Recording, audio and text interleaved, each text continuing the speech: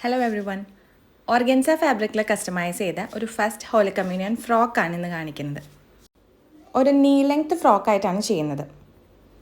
Of white organza fabric എടുത്തിട്ടുണ്ട്. ഈ ഒരു ഫ്രോക്കിൽ കുറച്ച് ഹാൻഡ് വർക്ക് ചെയ്യുന്നുണ്ട്.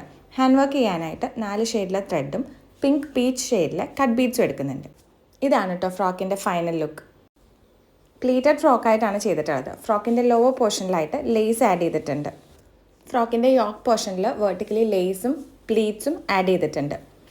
വേസ്റ്റ് പോർഷനിലായിട്ടാണ് ത്രെഡും ബീഡ്സും വെച്ചിട്ട് ഹാൻഡ് വർക്ക് ചെയ്തിട്ടുള്ളത്. യോക്ക് പോർഷനിൽ കൊടുത്തിരിക്കുന്ന ലേസ് തന്നെ സ്ലീവ്സിലും വെർട്ടിക്കലി ആഡ് ചെയ്തിട്ടുണ്ട്. സ്ലീവ്സ് ലൈനിങ് ഇല്ലാതെ ട്രാൻസ്പെറൻ്റ് ആയിട്ടാണ് ചെയ്തിട്ടുള്ളത്.